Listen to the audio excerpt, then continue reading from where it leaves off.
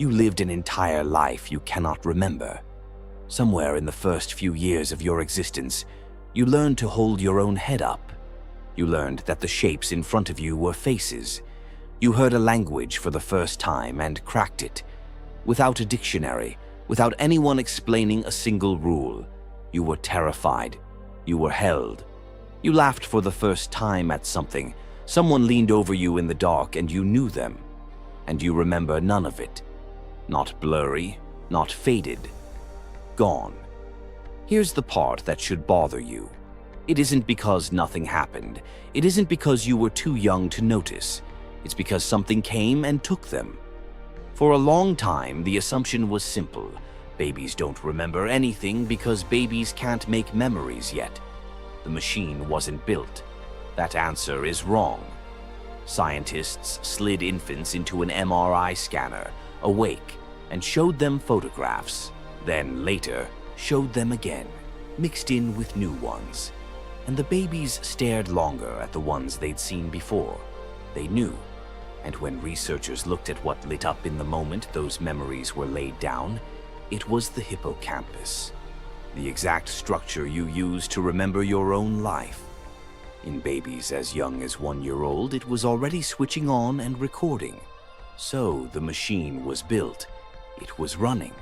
Your infant brain was filing experiences away, more or less the same way it does today. Which turns a simple question into a much stranger one. If the memories were made, where did they go? To understand what happened, you have to understand what your brain was doing in those years. It was building itself. Violently fast, your infant hippocampus was flooding with brand new neurons, a process called neurogenesis, at a rate you will never experience again. Thousands of new cells forcing their way into circuits that already existed. And a memory is not a thing sitting in a box. A memory is a pattern, a specific set of connections between specific cells. So when a wave of new neurons muscles into that circuit and starts rewiring it, the pattern breaks.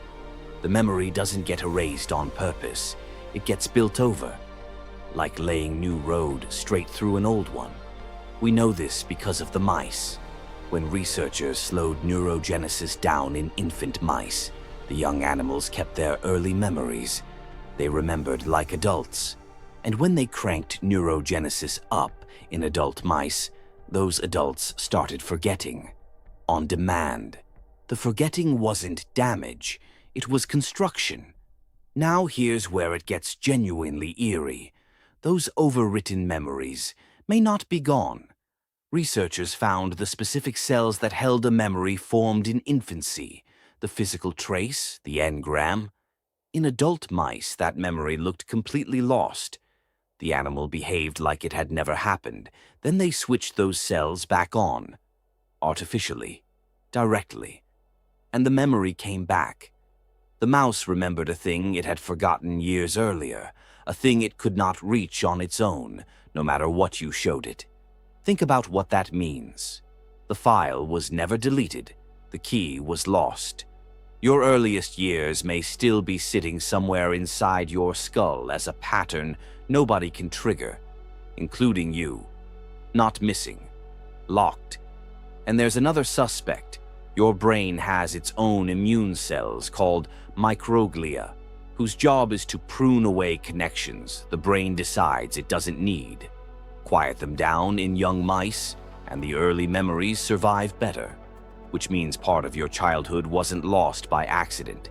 Something in your head decided it wasn't worth keeping. So why would evolution build a brain that destroys its own first records? Because for the ancient humans you came from, the first years of life had one job, and it wasn't remembering. It was learning how the world works. A newborn on the savannah, in a cave, on the ice, that child didn't need to recall a specific afternoon. It needed to walk, to read a face and know if it was safe, to learn which sounds meant danger and which meant mother, to turn noise into language. Those lessons don't get stored as stories. They get built into you, into the wiring itself.